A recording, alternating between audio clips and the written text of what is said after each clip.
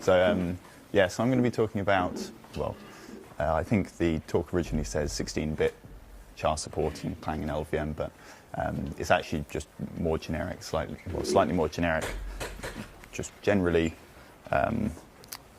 non-8-bit byte support in Clang and LLVM. Now, so first of all, let's just go into a bit of background.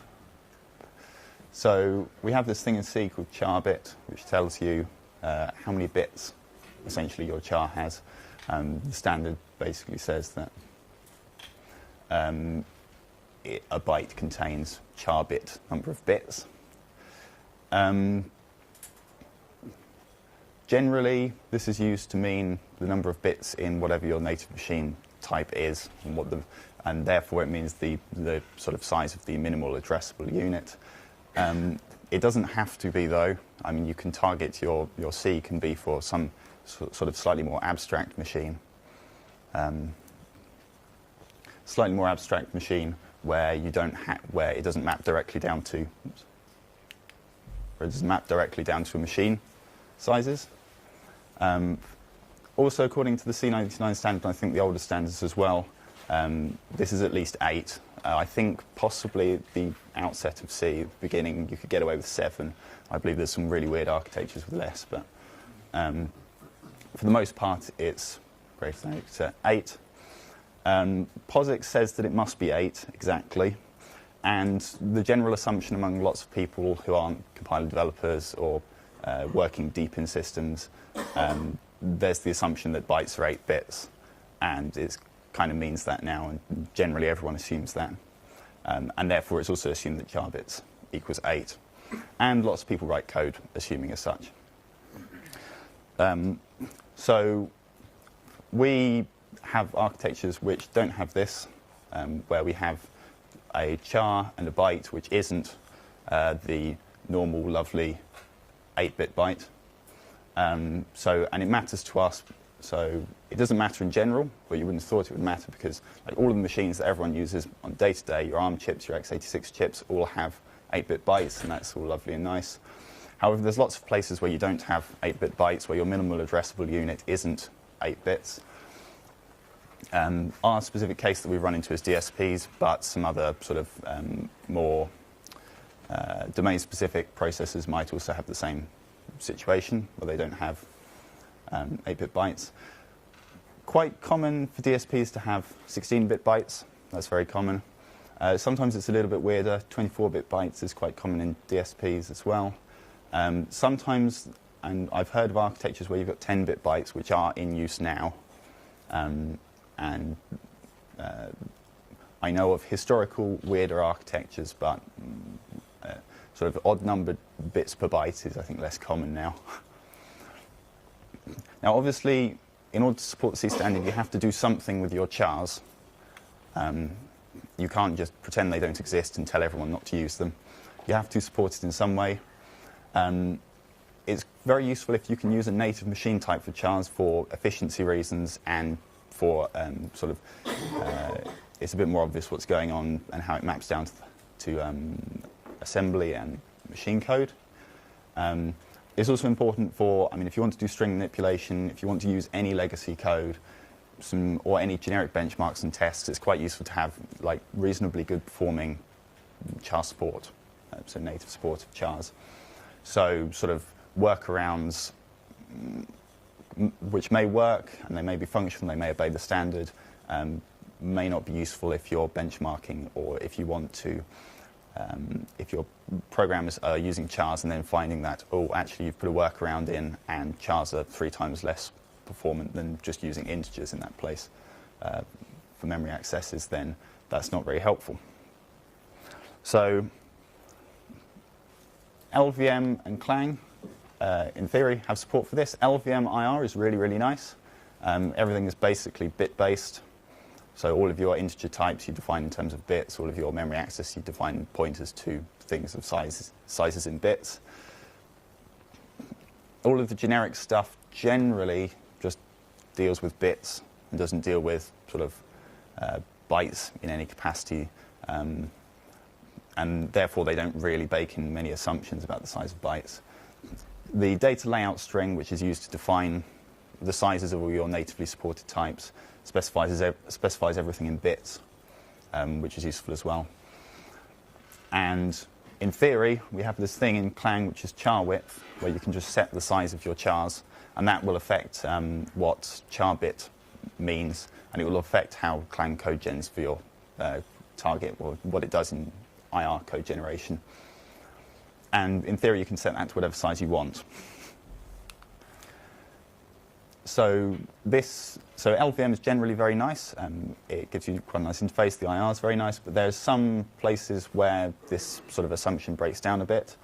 One is that LLVM IR doesn't have a void type. So in lots of places, you use an I8 star in place of your void type, and you just materialize them all over the place. That in itself isn't a problem. I mean, if you're using an I8 star for a void type, then you won't ever be able to dereference it without sort of casting it to some type that you can dereference. So in itself, that shouldn't be a problem, but it does mean we end up with I8 stars all over the place. There's also a couple of cases, for example, SROA, scalar replacement of aggregates, will sometimes introduce, or it will bitcast to I8 pointers, so you'll bitcast to I8 pointers, and a few other optimizations will also occasionally do a bitcast to an I8 pointer. The really annoying one, there are a lot of cases where in LLVM's code where there's just a hard-coded divide by 8 or multiplier by 8 of a byte size to convert it to a bit size or back. If you break the assumption and you set char bits to whatever, and you sort of make it so your bytes are not 8 bits, then you tend to trigger assertions and crashes, which is more beneficial than generating miscompilations. But it does mean that these sort of cases of divide 8 and multiply 8 by 8 need to be fixed. All of the intrinsics also use fixed width types, and sort of the key ones which you need to support to do anything useful, like memcopy, memset, memmove. They all take I8 pointers. And obviously this is also kind of, this maps quite cleanly to what the libraries expect. The libraries expect chars, and this is just an assumption that your char is I8, and therefore whenever you call memcopy, memset, memmove, you'll end up with the assumption that the pointers are all I8. So it's not a horrendous problem. It's not like you need to rewrite the entire compiler, but there's sort of bits and pieces in various places where it doesn't quite work, and you run into a few crashes, you run into a few errors. So there's been quite a lot of previous discussion about this point. You can see it sort of trends from back in 2009, where I think I first saw it mentioned, and then I mean there's some more active discussion this month about this. There's definitely people maintaining out-of-tree patches. These top 2 mailing list posts just this month were, I think, someone from Ericsson and someone working on DCPU 16, which I'm not quite sure what the architecture is, but where they have basically a set of patches which probably do basically what my patches do at the moment. But when I started making my changes, I made it based on some old patches back here, back in 2009, back in 2014 or something. So during all of these sort of mailing list posts, there have been various solutions which have been mentioned. We tried a few of them. I'll go through a few of them now. And then I'll go through what we settled on in the end. So one of the solutions, the first naive one I mentioned earlier, which is you just set char width. I've just used 16 as a value here. So one is just set your char width to 16, and in this case, you would kind of hope that everything just works, that Clang will just give you the correct char bits, it will generate IR as appropriate. LLVM won't care. LLVM just works in bits, so LLVM will handle this perfectly fine. It will get all the way through the back end. You'll end up with the right values. That doesn't work. It gets you some of the way there in that it means that you find all the assertions which break when you try and make this change, which is quite useful because it points out what you need to fix. Clang, even with this, I don't know, I did look at the code more recently, and there have been some improvements on Clang on this front, and Clang doesn't make quite as many of these assumptions, but it still materializes I8 pointers in various places, and it doesn't help with LLVM side of things, where LLVM's made assumptions like in SROA, where it can just materialize I8 pointers. So this doesn't work out of the box, and it definitely needs some changes in LLVM. So, and I'll essentially talk about those changes a bit later because it becomes the correct solution, or the better solution. So the alternative solution, which is basically a workaround, is that you keep your, even if your target has 16-bit bytes, you lie and say it does. You say it does have 8-bit bytes. However, you then set the char alignment, so you set it so that all of your char valued things, all of your memory accesses to chars, are aligned on 16-bit boundaries, or whatever word bit boundaries you use. This minimizes any changes to LLVM. It means you don't run into the issues that where LLVM has assumed the wrong sized, has assumed 8-bit bytes. And in theory, it should just work. You just use, you just align your bytes to 16 bits, and then essentially that means that you end up with dead space where you have a byte, and you've got some dead space where you've padded to fit it up to the 16-bit size, or whatever native size. Then what you would do is, in your back end, because all of your addresses would still be assuming 8-bit bytes, if you wanted to get down to a word size of 16 bits, you'd then have to halve all of your addresses. That's pretty easy.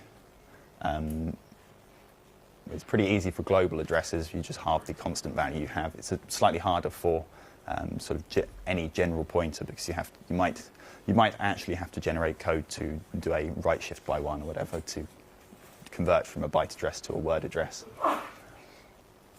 And then when you do a load or a store, you would actually, with your byte pointer, you'd actually load a word, and then you would mask off the top byte because you don't need it anymore, and that would give you your 8-bit value in your memory.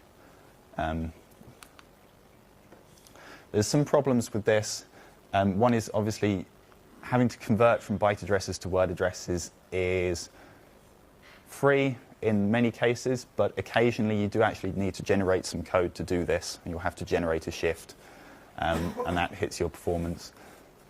You have to do this change quite late in your back end, because DAG Combiner and a few other optimizations do make assumptions about the size of your loads, and will do optimizations based on your pointers, based on what they're loading, and that can cause miscompilations. You also have to generate some code to mask off the unwanted parts. You'll do a word load, you'll do a 16-bit load, but you only wanted an 8-bit value, and you're only operating on an 8-bit value, so you have to mask off the unwanted part, or sign extend it to the full 16 bits, and then you operate on it. There's a minor issue with padding, and this is solvable, but caused me quite a lot of confusion when I was trying to implement this, which is Clang and LLVM, they use I8, well, they insert I8 values for padding when they want to pad something. However, the I8s also have the same alignment restrictions, so if you insert an I8, you end up with a 16-bit value being inserted, which doesn't actually help with it doesn't pad anything, it just leaves everything still unaligned. That caused me a few issues. It basically meant that whenever you inserted padding, the sizes would be wrong, and then some special cases needed to be added to the compiler to handle this more elegantly and make the padding work. If you make these changes and you do somehow end up with an unaligned address, you'll get crashes if you're lucky. If you're not and you've forgotten, there's some case where you materialize a I8 pointer, but you fail to actually halve the address to get a word pointer, you'll just miscompile and you won't notice. Another solution, this one's on the mailing list. We didn't actually try this, but it's been suggested, which is you use a fat pointer, essentially. So what this means is essentially your pointer is, well, I'm not well versed in how fact pointers work, but the impression I get is that you make your pointer completely opaque, essentially. So it means you can't sort of look into the pointer and use its underlying representation. You have to treat it as sort of an opaque box where you can only do loads and stores and things through. If you make it a fact pointer, so you make your I8 pointer a fact pointer, you keep it so that you do actually use 8-bit bytes to load. However, for every I8, so every 8-bit byte you're loading, you store the word address in the pointer, and then you also store an extra bit which tells you, when you load through that address, which of the bits you need to mask off. So essentially you'll end up doing a 16-bit load, assuming 16-bit bytes. You'll do a 16-bit load, and then you will use an extra bit which your pointer holds to tell you which of those 16 bits you actually wanted. And then you will add some extra code to mask that off to get back to your original byte that you wanted.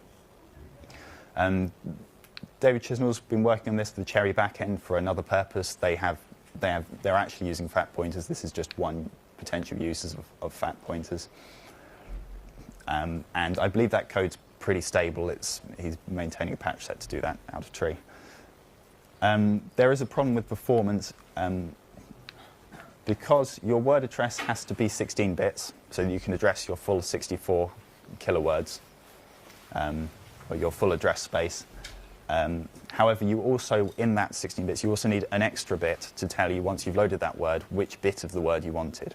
So you essentially need 17 bits of pointer. And the only way to do that is to either add a second word, so it becomes word address, and then an extra word which tells you which byte, or you can just, alternatively, you could cut down your address space and say, actually, I've only got 32 kilowords, and then use 16 bits and essentially just say the top 15 bits of this word address are the word address, and the bottom bit is just the byte select, or selecting the correct byte, and then it looks suspiciously like a normal pointer with some extra arithmetic added to it. So the actual solution, which we sort of ended up doing, and which basically everyone has done on the mailing list, or the mailing list posts have alluded to, which is essentially you extend the data layout, and you say in LLVM, you just fix your you add an interface which tells you how wide your bytes are. So every case, I'll just go through this. Yeah. So in Clang, then you would set your width of your chars to your actual natively supported byte size. You will add this byte bit width in LLVM, and then you will allow your target to specify how big its bytes are.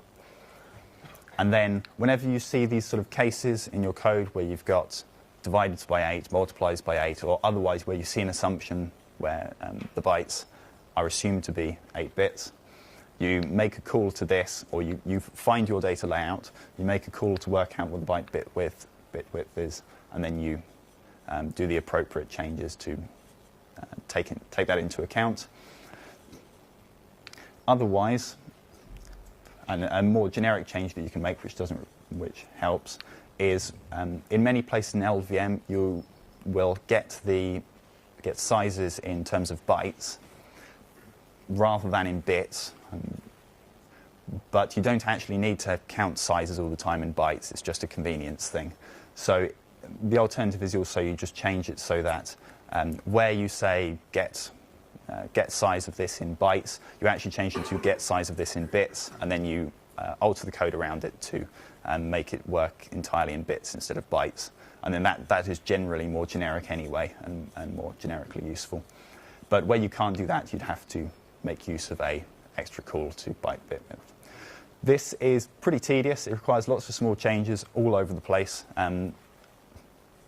Everywhere this assumption's made, you have to break that assumption, and you have to sort of feed in the data layout and get the call to this function in there.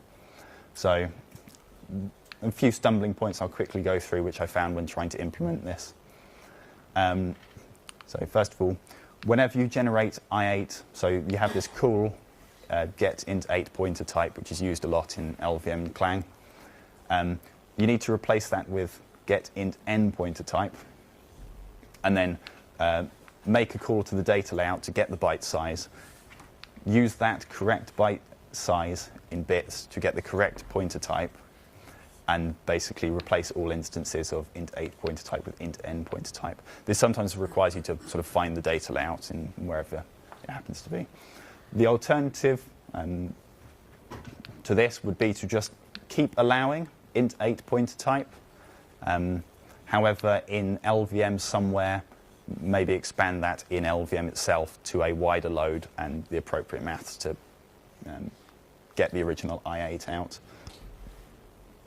However, this seemed actually just replacing all the calls seemed like the more elegant solution, so that's what we settled on. We didn't really investigate this. Sorting out the intrinsics, so all of your intrinsics have sort of I8 star for pointer arguments. We've seen a different solution. So these have hard-coded I8 star as their pointer types.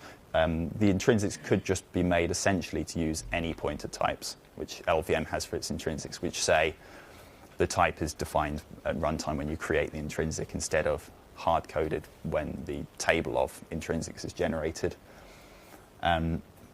But what we did instead was we just added a new type, which is the byte type, which is actually a pseudo type, which essentially got converted to whatever the correct type was when you created the intrinsic.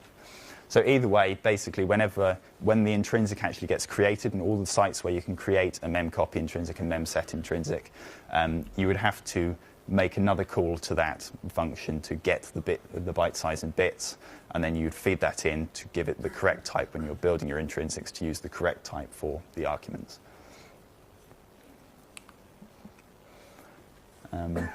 So there's the other thing, which is all of your hard-coded multiply by 8s and divide by 8s.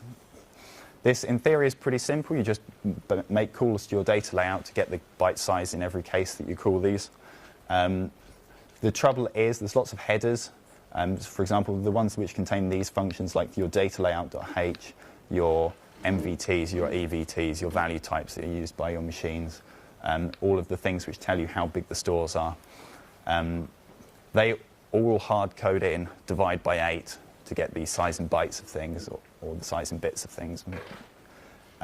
So all of those need to be updated, and all of the call sites need to be updated to either query the data layout, either pass the data layout into here to use the correct sizes for the divides and multiplies, or they need to, basically all the calls need to be removed and replaced with something more generic.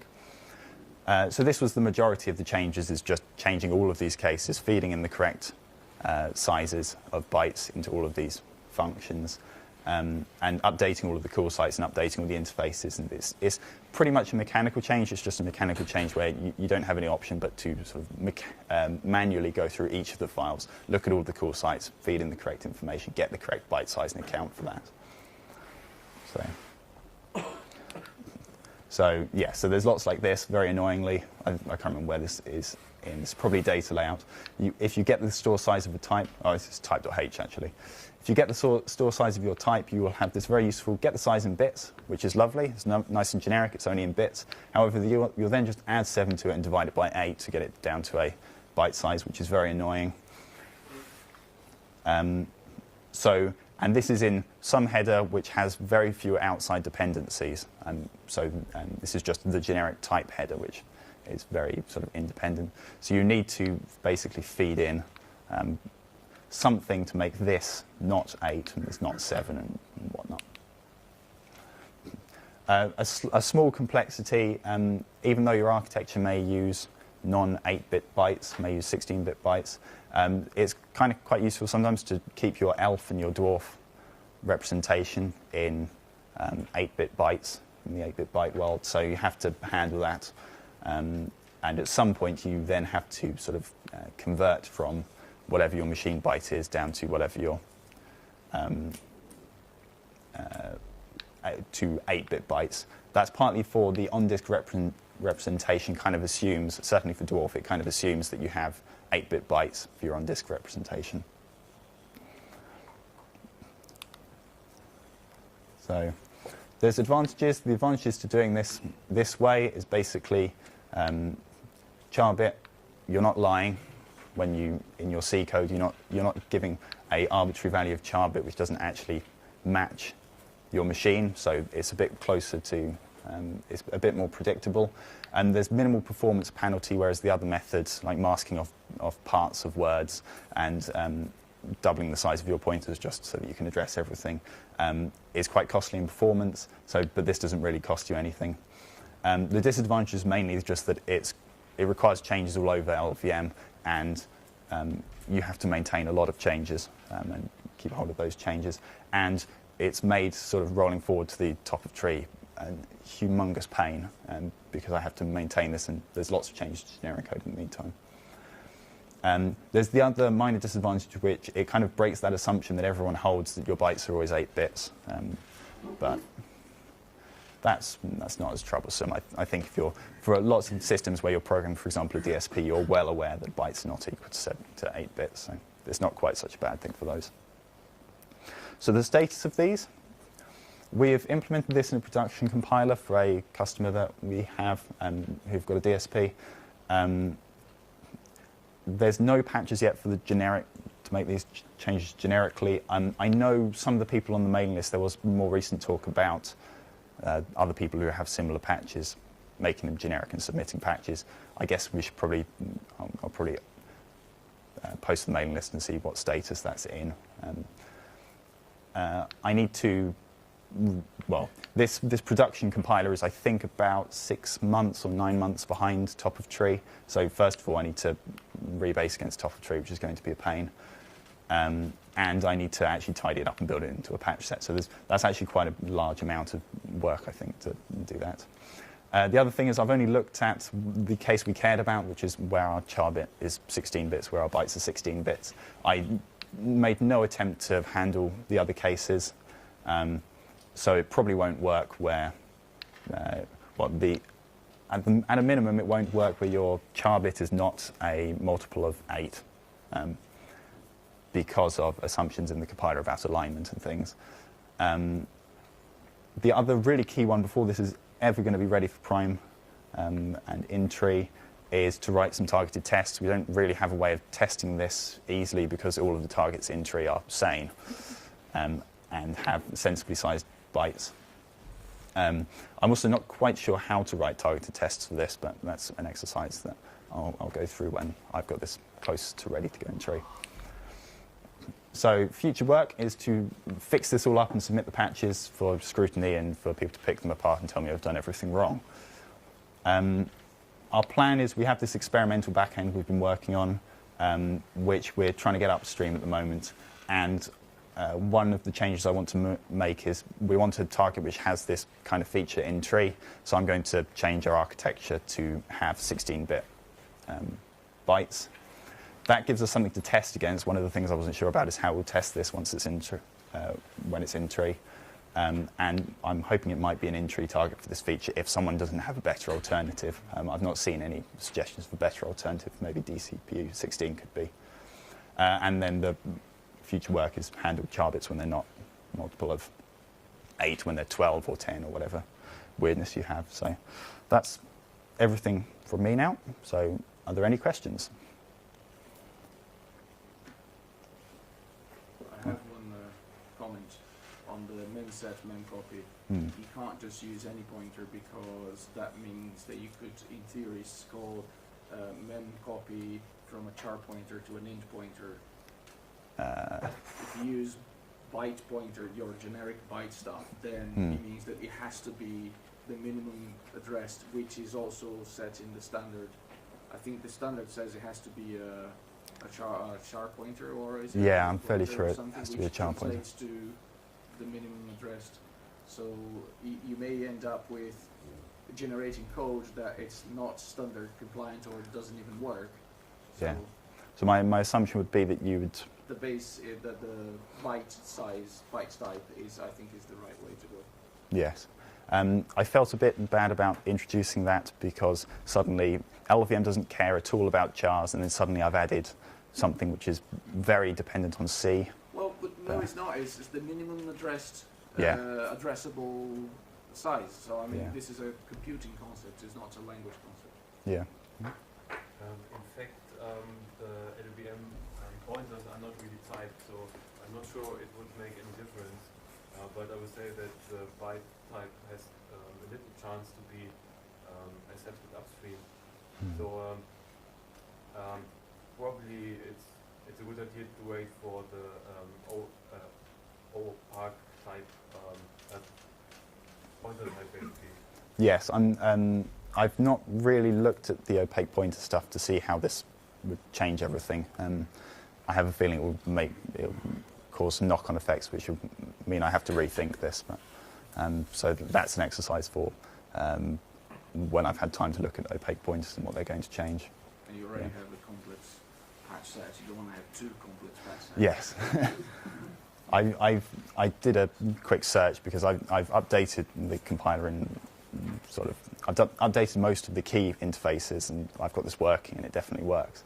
But I've still got a few cases where I know I've got hard-coded divide by 8s in there, and I haven't yet figured out and fixed all of them. So there's I need to go back and review all the changes I've made. Okay, so yes. How well does your patch set match to when you have different address spaces with different minimum degrees of addressability? Oh, so the, Does that hopefully natural expansion of something like that? so the question is basically what happens if you have pointers to, say you've got pointers to I8 in different, pointers to I8, or pointers to char, right? Yes. Yeah, pointers to chars in different address spaces which use different sizes. I don't think I can handle that. You've got to tell the hardware designer to do something more simple. They want this. Yeah, I mean, I did see that get mentioned in one of the mailing list posts as someone pointed out an architecture where they had two address spaces, one of which is word addressed and one of which is byte addressed, and they wanted to somehow magically have this be handled elegantly. That seems so unbelievably painful. Doesn't that exist already when you've got memory mapped peripherals to a certain degree? You generally rely on the programmer to say if you're going to write into memory mapped stuff, you're generally using the right thing. Yeah, you guarantee the alignment in the program. It's not general purpose code that goes in that area. Yeah. So that could be an exercise for when it becomes a problem. Okay. Yep. The machine is 32-bit addressable. I've ignored this by just realising types to a computer, so it does strings very, very slowly. Yes. I desperately want to repeat all of this work. So do you have any idea when or if it will land upstream so I can go and do it all myself? No, I don't really know. It's 2019? It depends. It requires stepping on lots of bits of the compiler to make the changes, and I have a feeling people won't necessarily be happy with the specific changes I've made, so it's probably going to be a bit of a slog to... It makes the general case more harder to handle. Yes, and I'm not quite sure, but I assume it would also slow things down a bit, that we have to sort of pull in the data layout everywhere and query it to get this information. Probably negligible, but yeah, there'll be... It's sort of I'll try and get some sort of incremental changes. Probably the first one is add this interface to your data layout and then try and gradually make the changes to other bits of the compiler. But that's sort of on a step-by-step basis. So one thing I haven't considered is what happens if you've got I32 as your byte size. I'm probably not able to handle up to that size, because you can still create I16 pointers, and I assume I will still end up creating I16 pointers in some cases. I haven't really thought about it, but that might still be a problem. You end up with an I16 pointer, but your char size is wider, and then you still have a problem. So, any more questions? Jeremy? Will you make the AAP patch publicly available? People have been to actually have a look at it. Yes, I will once I've written it. So yes, so I'm going to put this in AAP, and we're going to, well, I don't know, I assume we might change AAP to suit this, but otherwise it will be a branch of AAP, which is our architecture. And my plan is to put the patch in there so that everyone can look at it and see it in a working architecture. And then hopefully that will be a good example of it working, and that it works, and that it can work, and that it doesn't affect everyone else too much. Because, I mean, obviously I don't want to make these changes, put them in the compiler and break everyone's code, or slow everyone down horrendously. So, yeah. Yep. Just one remark. In order to reduce the confusion, it might be better to use a decimal unit sign instead of a byte. Yeah, so... Yeah, so actually in the code I've written, rather than using byte, I've used char. So I've just said char all over the code. That adds its own confusion. So probably something like minimal addressable unit or something would be better. I used char, but then I realized that char in the C standard means byte, and then I've got this, it doesn't really work. So yeah, so using addressable unit size will also make it easier if you want to go for multiple address spaces later on. Yes. Honestly, partly it was minimizing the... I didn't want to have to write lines where I was get minimal addressable unit size every time, so I just I took the simple route and just used chars. But yeah, so that's probably going to be a good idea as well, because everyone does still assume that byte means 8 bits. So I prefer not to break that underlying assumption now. Okay. Okay. Thank you very much.